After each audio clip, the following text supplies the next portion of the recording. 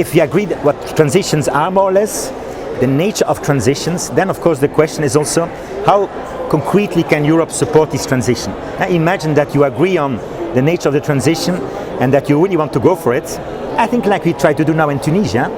I think Europe and Tunisia are really in the same way. This country must radically reform, not only its democracy, also its economy. What can you offer then really?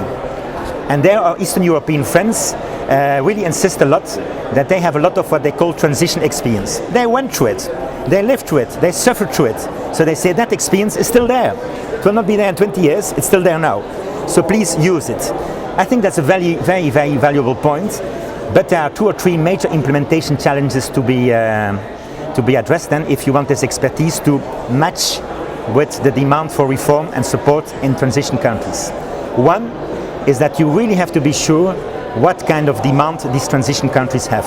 Because otherwise you can quickly have too much of an offer from Europe which is not suitable for what these countries really need.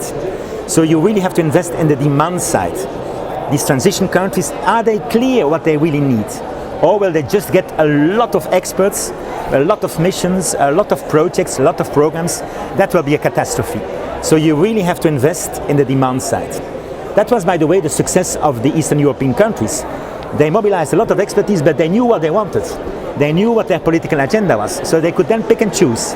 If you cannot do this, it will not really work, I think. You will have a lot of expertise, but it will not be absorbed. So that's one challenge, the demand. The second thing is then to identify the kind of expertise that can really deliver this. That's not so easy because it's not just technical know-how, it's also to translate this in political terms, because that's what the reformers need in these transition countries.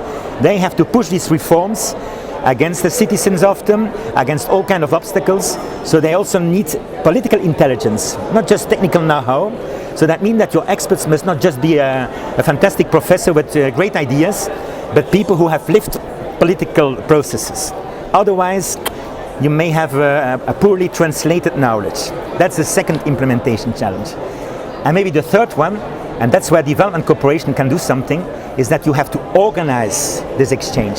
You cannot improvise this. It must somehow be organized. The mobilization of the expertise, and then to put it in conditions that it can be effective. That's not something that falls from the sky. It must be organized. And the European Union could test out these kind of things, and in fact they already do it. I was able to visit such a fantastic program in South Africa. It's called the Global Dialogue Facility, and in fact the idea is very simple. They have a set of 3-4 people who organize the exchange of experience of knowledge.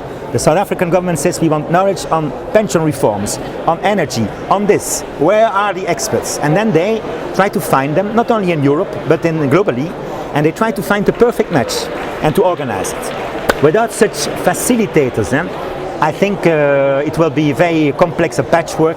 It will not really work. So European cooperation could introduce this much more in its day-to-day work to emphasize more the knowledge side and less the money side. But as you know, this is 40 years of development cooperation, money, money, money, funds, and less knowledge. While in my view, knowledge is the glue of international cooperation of the future. That's what these countries want. At the end of the day, they don't want their money. And they have a lot of money themselves with growth, and if they have good taxation systems.